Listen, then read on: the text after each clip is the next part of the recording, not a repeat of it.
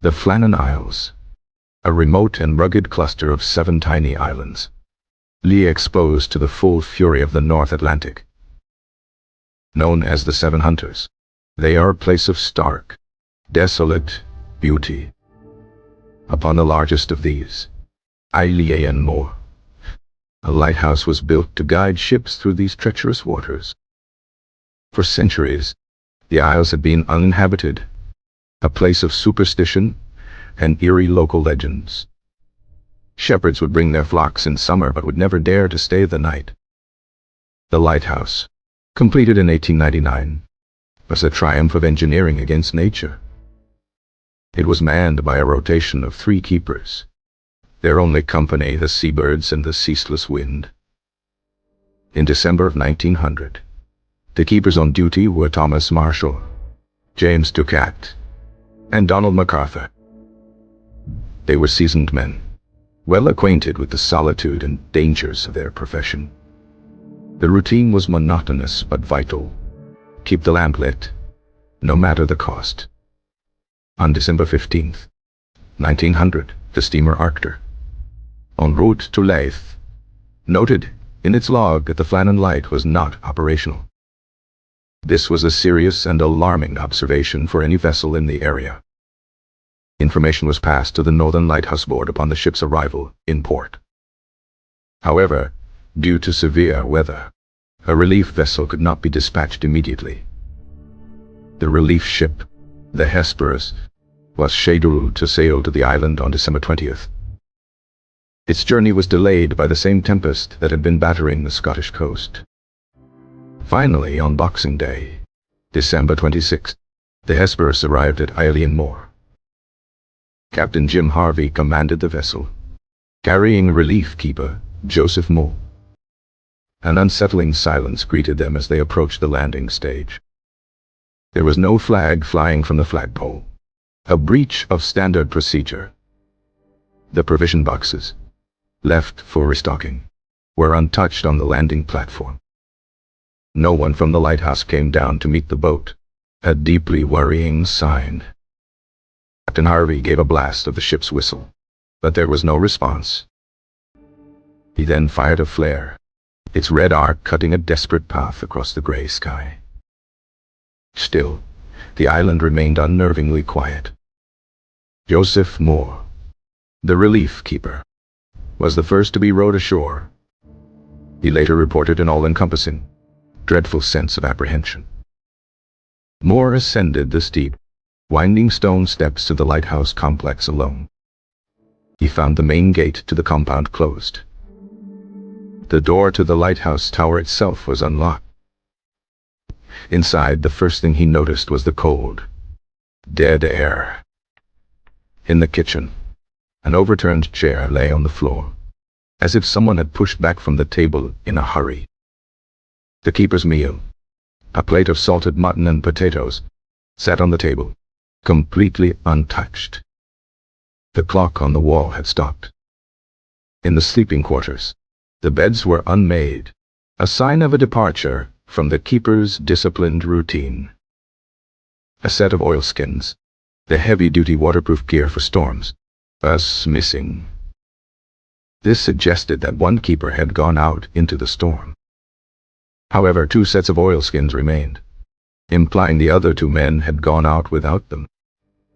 It was unthinkable that seasoned keepers would venture into a North Atlantic gale without proper gear, or return to the landing to report his grim findings. 2 more sailors were sent ashore to conduct a more thorough search. They confirmed Moore's initial observations. The lighthouse was utterly deserted. The lamp itself was in perfect working order, cleaned and refilled, ready to be lit. The wicks had been trimmed, but the lamp was unlit. This meant the disappearance must have occurred after the evening of December 15th. The most significant and cryptic clue was the lighthouse logbook. The entries for December 12th, 13th, and 14th were unusual. On December 12th, Thomas Marshall wrote of severe winds the likes of which I have never seen before. He noted that James Ducat had been very quiet, and Donald MacArthur had been crying. This was shocking, as MacArthur was known as a tough, brawling veteran of the sea. The log entry for December 13th mentioned the storm was still raging. It stated that all three men had been praying. The final entry, on December 15th, read, "Storm is over. Sea is calm. God is over all." After this entry, the logbook was blank. The strangeness of these entries was that no storms were reported in the area on December 12th, 13th, or 14th. Weather was rough, but the superstorm Marshall described seemed to be an isolated, or perhaps psychological, event. Joseph Moore remained on Isle Moore to man the light, a lonely and terrifying vigil. He spent a month alone in the place where three men had just vanished. The Hesperus returned to the mainland, and the news of the mystery spread like wildfire. The Northern Lighthouse Board launched an official investigation, led by Superintendent Robert Muirhead. Muirhead sailed to the island himself to inspect the scene. He was the one who discovered the damage to the west landing. A supply box had been smashed, its contents strewn about, suggesting a powerful wave. Iron railings along the path were bent and twisted out of shape. A rock weighing more than a ton had been dislodged and moved. This landing was over 100 feet above sea level. Muirhead's official conclusion was that the men had been swept away by a freak wave. He theorized that Marshall and Ducat had gone down to the landing during a lull in the storm to secure equipment. A massive, unexpected wave then rose up and washed them into the sea. MacArthur, the third keeper, then went to their aid, only to be swept away by a second wave. This would explain why he was not wearing his oilskins, having left in a great hurry. This explanation seemed plausible, a tragic accident at the hands of the sea. However, many questions and inconsistencies remained. Why would experienced keepers venture down to a landing during such a severe storm? Why was the overturned chair in the kitchen not mentioned in Muirhead's official report? Why did the logbook describe a storm on days when the weather was calm? And why would a tough man like Donald MacArthur be weeping? These unanswered questions gave birth to a host of alternative theories. Some whispered of a great sea serpent, a monster from the deep that snatched the men from the rocks. Others spoke of ghosts, as Isle Moore was rumored to be a place of paranormal activity. Legends told of the phantoms of the Flannans, spirits that resented human presence. A more grounded theory suggested a fight had broken out among the keepers. Perhaps one man, driven mad by the isolation, murdered the other two, and then threw himself into the sea. This could explain the overturned chair and the strange log entries. Another theory involved foreign spies or pirates. Perhaps the keepers had witnessed something they shouldn't have, and were abducted or silenced. The logbook entries could have been fabricated to mislead investigators. Some even proposed abduction by an otherworldly craft, a theory from a later, more imaginative age. The truth is, no one knows what really happened. The official explanation of a rogue wave remains the most accepted, if not entirely complete, conclusion. The logbook entries have been subject to intense scrutiny over the years. Some now believe the logbook was a later fabrication, a piece of journalistic sensationalism to sell papers. The original logbook, unfortunately, has been lost. All that remains are the transcribed versions from the investigation. Without it, the strange reports of crying and praying cannot be fully verified. The Flannan Isles Lighthouse was automated in 1971. No keepers walk its lonely halls or climb its winding stairs anymore. The light still shines, a silent, mechanical ghost watching over the waves. The fate of Thomas Marshall, James Ducat, and Donald MacArthur remains one of the greatest unsolved mysteries of the sea. Their story has inspired poems, songs, and even an opera. Wilfred Wilson Gibson's 1912 poem Flannan Isles is perhaps the most famous retelling. It captures the dread of the discovery, an eerie sight, 3 chairs and an uneaten meal. The mystery endures because it touches on our deepest fears. It speaks of the overwhelming power of nature. It hints at the fragility of the human mind in extreme isolation.